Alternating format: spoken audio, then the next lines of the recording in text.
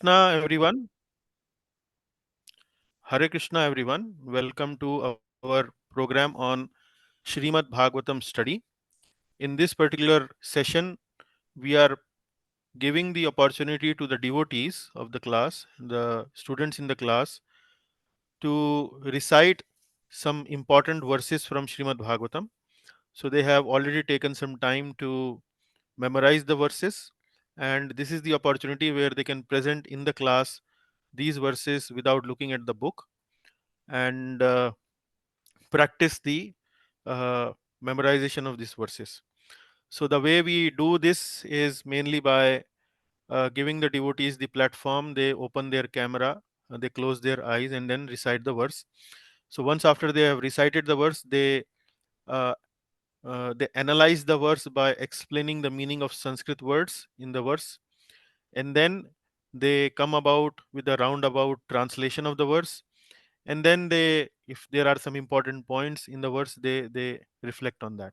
It is something like going detail into the verse, memorizing it, uh, and sharing it in the class. So this gives the devotees, the students, confidence about the Sanskrit verses in Srimad Bhagavatam, which in our opinion are not so simple to recite and memorize, but if we dedicate ourselves memorizing it, it becomes easy. So today's agenda, we have two verses. One is from the 13th chapter of the Srimad Bhagavatam, which is the 10th verse, Bhavad Vida Bhagavatas, and then the 10th verse, the 13th verse of the 18th chapter, Tuleyam Lavenapi. So now I will request the class, there are Jivan Prabhu available and Anand Prada Mataji available for recitation. So Mataji, would you like to recite the verse? Which one would you like to recite?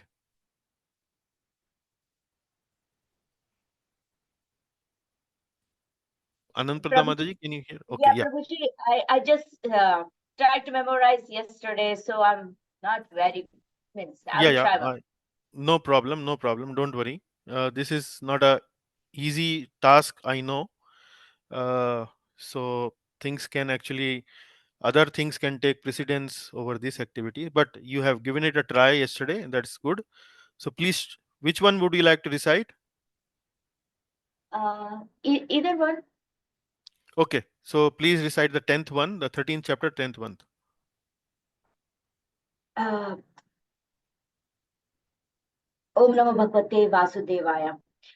Bhavad Vidha Bhagavatas Tirtha Tirtha Bhavata Tirtha Tirtha Bhuta, Bhuta hmm. Tirtha Bhuta Swayam Vibho, Swayam Vibho तीर्थि कुर्वन्ति तीर्थानि स्वन्तास्तेन Gadabhrata. स्वन्तास्तेन गताभृता. Excellent, excellent. So Okay. this is So like maybe once more, Mataji, once more, so that it is a little fluent. Hmm. भगवद्विधा भगवता तीर्था भूता स्वयं विभो तीर्थि कुर्वन्ति तीर्थानि स्वन्तास्तेन गताभृतः. Excellent, excellent. Okay. Yes. Now please explain the meaning of the Sanskrit words. So this one is talking about the devotees. They are the uh, uh, uh, living in they are at the holy places for the. So like this is the conversation between the uh, Yudhishthir and Vidur. Hmm. So uh, so they're Yudhishthir is saying like you are a great devotee. So you great devotees, they are just like your good self. They are Hmm. like the holy places like yourself, Hmm. and you even purify the holy places Hmm. because you carry the uh, God of personality in your heart. Hmm. Hmm. Hmm. Hmm. Very good. Tirthi kurvanti tirthani. So you make the holy place holy actually, Yourself. because your in your heart the Lord resides. So when in your heart the Lord resides, the holy place actually become holy. Holy. So very good. So uh, individual words, would you like to explain? Bhavad Vidha Bhagavatas Tirth Bhuta. Anything? Any reflection on that? Uh, Bhavat means Hmm. that Bhavat means that your good self. Good Bhavat. self. Hmm. It's a pronoun. It's a pronoun. It's a pronoun with respect. Like in Hindi, we have tu, tum, and aap. So bhavad, when it is mentioned, it is actually respectfully addressing somebody who is in front of you. So Yudhishthir Maharaj very respectfully is addressing Vidurji. Yes. Vidha means, I think, just like yourself, they're comparing, Hmm. your good self and Bhagavata. Bhagavata, that is the Bhagavata, that is the devotees. Hmm. Hmm. But Vidha Bhagavatas, Hmm. Tirtha is the pilgrimage, Hmm. uh, the holy place, and Bhuta, that you are going, holy places you are going. Hmm. Bhagavata, Swam, yourself. Hmm. Vibho, Vibho, that is the powerful. You are Hmm. the Hmm. powerful, you are strong. Yes. Tirthi Kurvanti, that you make the holy, make a place of holy, the Hmm. pilgrimage holy. Hmm. And the Tirthani, that is become holy places. Hmm.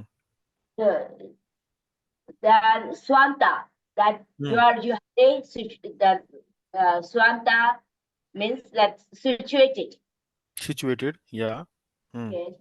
Gata Bhuta, Sthena. that is, Hmm. yeah, Personality Gata of Bhuta, Godhead. Yeah. yeah. Yeah. So very nicely explained, Mataji. So Bhavad Vida Bhagavatas. Huh?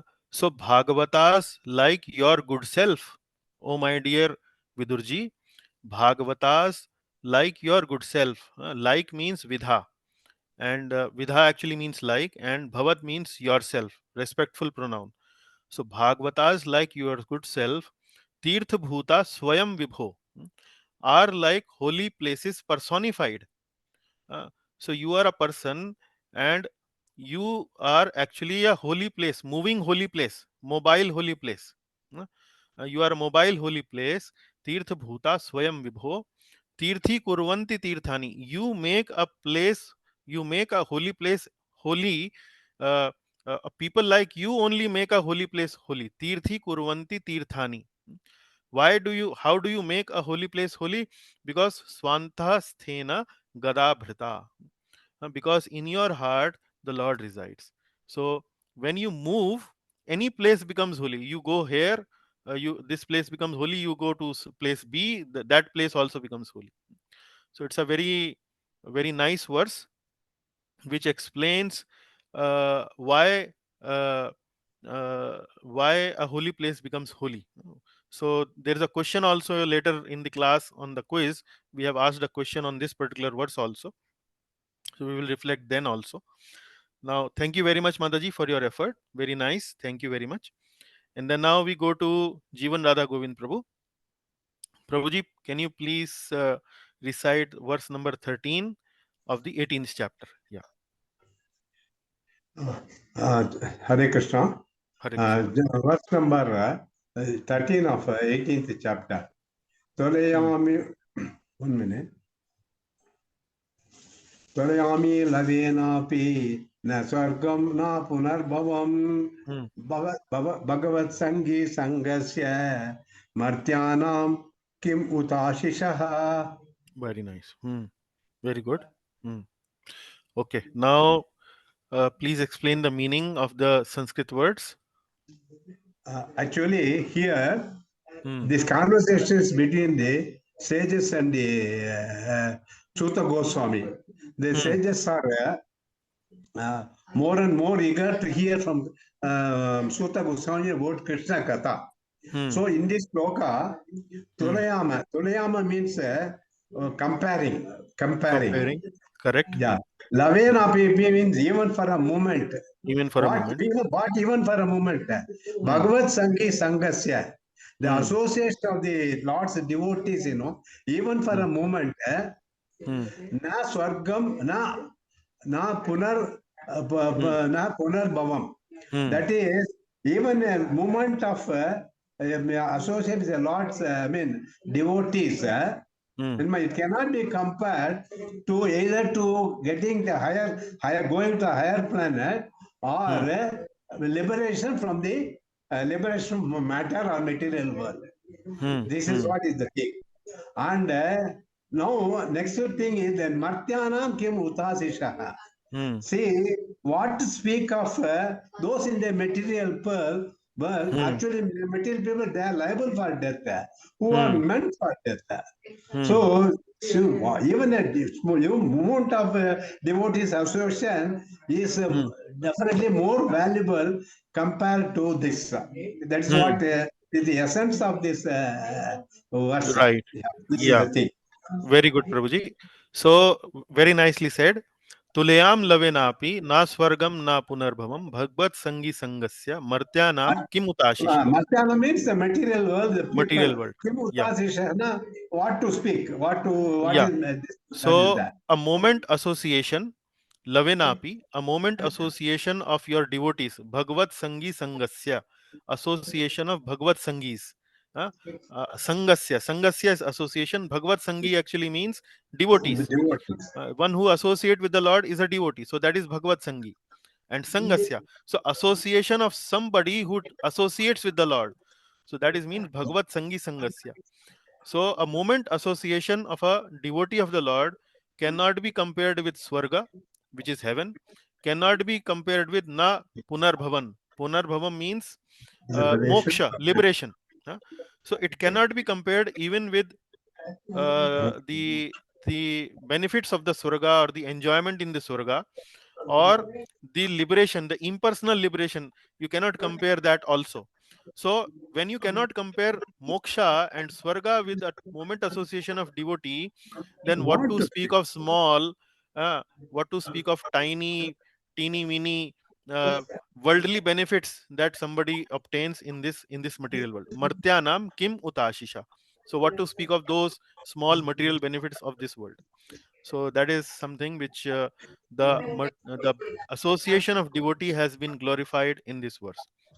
So in the previous verse, it was very good where a pure devotee of the Lord has been compared to a pilgrimage, a pilgrimage personified.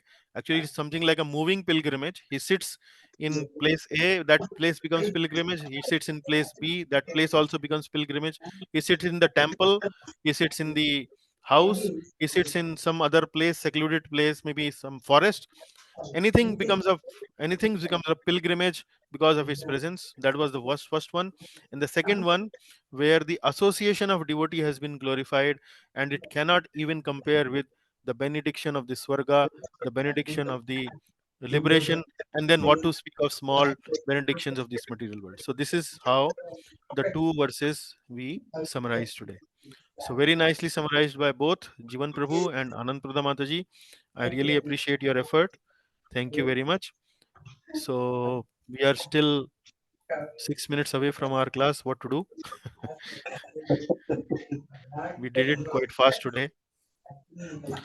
So I was wondering, because we haven't started the second canto.